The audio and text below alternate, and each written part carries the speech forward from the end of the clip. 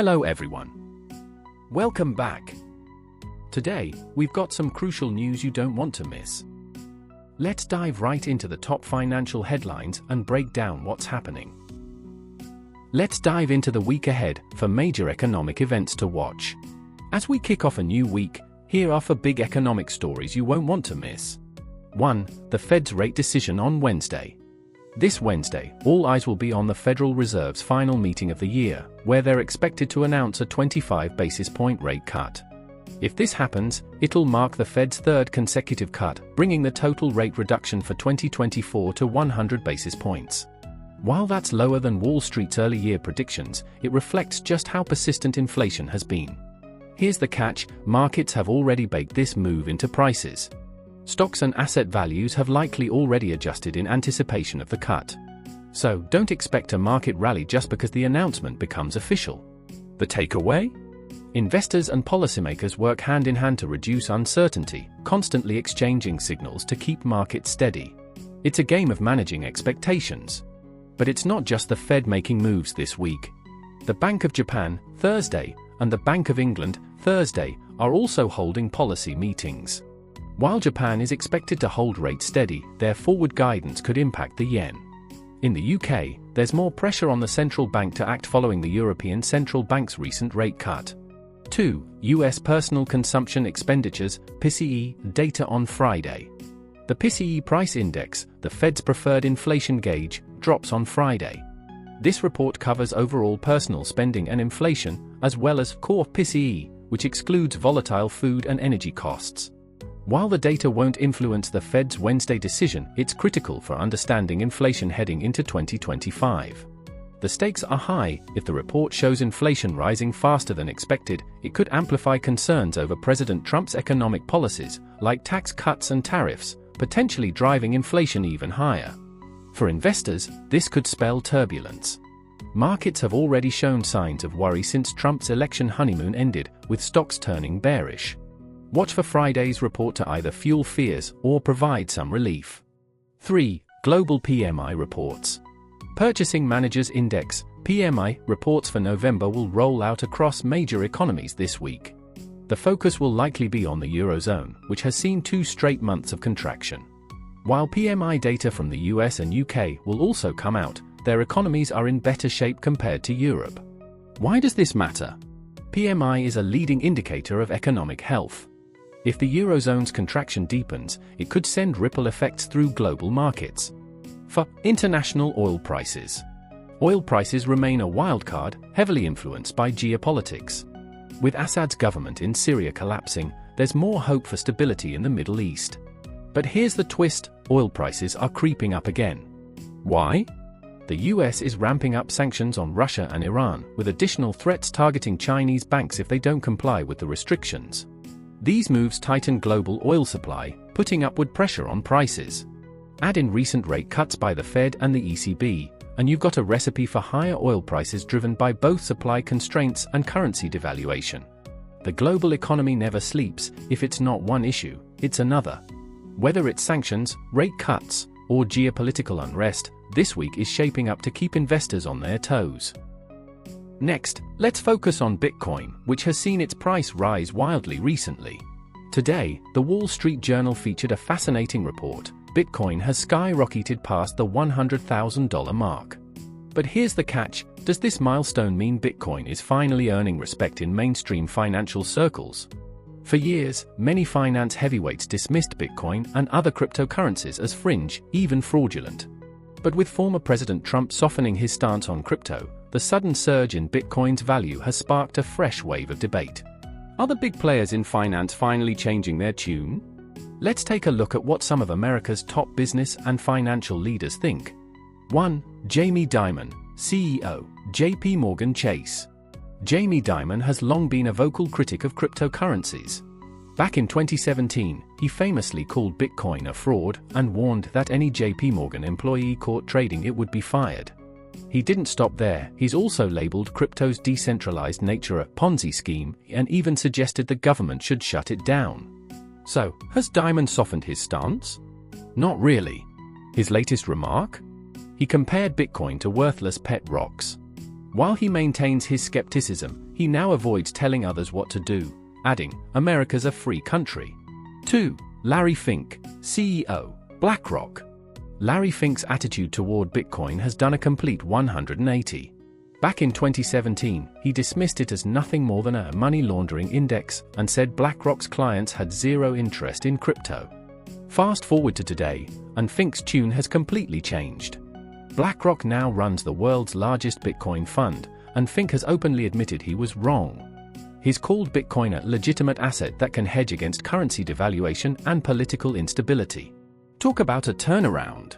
3. Ken Griffin, founder, Citadel. Ken Griffin, the billionaire hedge fund manager and Republican megadonor, was once another big-time Bitcoin critic. In 2021, he dismissed it as speculative froth during a speech in Chicago. But last week, Griffin offered a more neutral take, saying, "Of course, I wish I'd bought something that's now trading at 100 times its original price."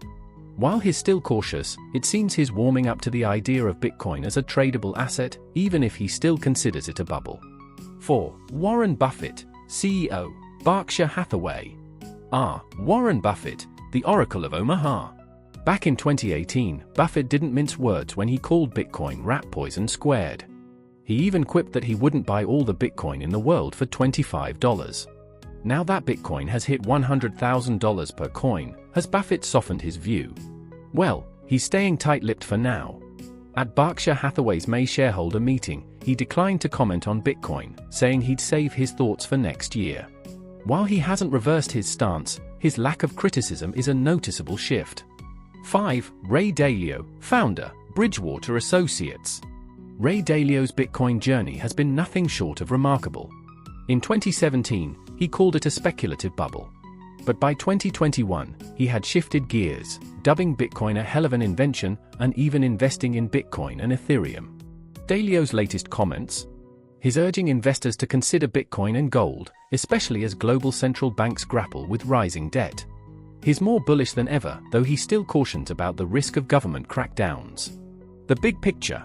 From these 5 financial heavyweights, it's clear that opinions on Bitcoin are still divided. But compared to 2017 or 2018, the tone has undeniably shifted. What was once outright dismissal is now cautious acceptance, or, in some cases, full-on support.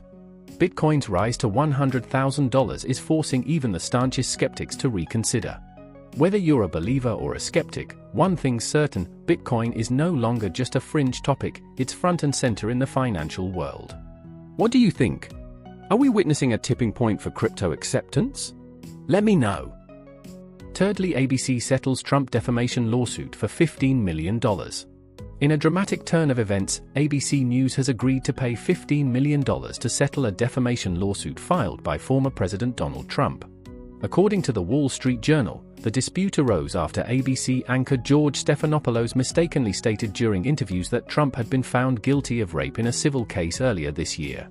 Here's the backstory. In early 2023, a civil jury found Trump liable for sexual abuse and defamation in a case brought by Jean Carroll, an 80-year-old writer who alleged Trump assaulted her decades ago. While Trump was ordered to pay damages, the jury specifically stopped short of labeling the act as rape, a crucial distinction. Despite this, Stephanopoulos inaccurately claimed Trump had been convicted of rape, a criminal offense, rather than found liable for sexual abuse, which is a civil matter. Trump's legal team was quick to respond, filing a defamation suit and arguing that such misstatements could harm his reputation, especially during the ongoing presidential campaign. Key settlement details. 1. $1 million in legal fees. ABC News agreed to cover Trump's attorney fees for the case. 2. $15 million donation. Instead of a direct payout to Trump, ABC will donate the settlement amount to Trump's future presidential library. This settlement marks a significant moment, not only for Trump's campaign but also as a cautionary tale for the media. Over the years, Trump has faced fierce criticism, often targeted by allegations of sexual misconduct. Yet, this case highlights the fine line between factual reporting and defamation. Meanwhile, Trump continues to fight the judgments in the civil lawsuits filed by Carroll. He is actively appealing 2 key decisions that have collectively required him to pay over $13 million in damages. This case underscores the risks of exaggerated claims in high-stakes reporting, particularly when discussing legal outcomes tied to prominent political figures. ABC News now faces the fallout, learning the hard way that accuracy in language is paramount, even in heated political contexts. Finally, let's find out Tulsi Gabbard, a controversial figure in US politics. Today, The Economist published a striking piece titled "Tulsi Gabbard Delights in Provocation." The subtitle captures the essence of the story: the Democratic apostate and apologist for Vladimir Putin may soon run America's spy agencies. Tulsi Gabbard, a name many Americans remember from her 2020 Democratic presidential bid, is once again making headlines. After leaving the Democratic Party to join the Republicans, she has now been nominated by Donald Trump to serve as Director of National Intelligence, DNI, a position that oversees the country's 18 intelligence agencies. Gabbard's nomination is stirring intense debate. Known for her unconventional stances, she has been described by The Economist as both enigmatic and polarizing. Her silver-streaked hair, piercing gaze, and signature Hawaiian aloha greeting make an immediate impression, but it's her views that have long fueled controversy. Gabbard's career and controversial positions. Born in American Samoa to a Samoan father and a white mother, Gabbard moved to Hawaii as a child and was homeschooled. She dropped out of a community college at age 21 to win a seat in Hawaii's state legislature, later serving in Iraq and Kuwait with the National Guard in a medical unit. In 2012, she made history as the first Hindu elected to Congress, symbolizing a new wave of cultural diversity in the US. While her early political career earned praise, her positions on foreign policy often set her apart. Gabbard is a staunch non-interventionist, criticizing US involvement in what she calls regime change wars. This skepticism has frequently aligned her with Russian narratives. She notably defended Russia's invasion of Ukraine as a reaction to NATO's expansion and recently visited Moscow, where a Russian TV host referred to her as a comrade and our girlfriend. Complex international ties. Gabbard's foreign policy positions extend beyond Russia. In 2017, she sparked backlash by meeting Syrian dictator Bashar al-Assad in Damascus. Her trip was widely condemned as legitimizing a regime accused of human rights abuses. Despite this, she continues to advocate for a hands-off approach to global conflicts. Domestically, Gabbard has drawn attention for her outspoken support of Hindu nationalism, an ideology granting preferential treatment to Hindu culture and religion in India. This stance is puzzling given her lack of Indian ancestry, though her Hindu faith has often been central to her political identity. Political shift and alliance with Trump. Gabbard's political journey has taken unexpected turns. Once celebrated as a rising star in the Democratic Party, she left Congress in 2020 after an unsuccessful bid for the Democratic presidential nomination. Though initially critical of Trump, she found common ground with figures like Steve Bannon and Tucker Carlson, embracing anti-interventionist and anti-establishment views. Now, as Trump's nominee for DNI, Gabbard faces both fierce opposition and intrigue. If confirmed by the Senate, she would play a pivotal role in shaping U.S. intelligence policy, providing daily briefings to Trump and overseeing operations across all intelligence agencies. A hard-to-define figure, Gabbard's complex background and unconventional positions make her one of the most enigmatic figures in American politics. Her critics see her as a pro-Russia apologist and a defender of authoritarian regimes. Her supporters view her as a principled voice against endless wars and government overreach. Whether her nomination signals a strategic move by Trump or merely another chapter in Gabbard's unpredictable career, one thing is clear: Tulsi Gabbard continues to defy easy categorization. For Americans, understanding her record and beliefs is crucial as she potentially steps into one of the nation's most sensitive roles. That's all for today. Thanks so much for watching. If you found this video helpful, don't forget to hit the like button and subscribe for more updates. I look forward to seeing you in the next one.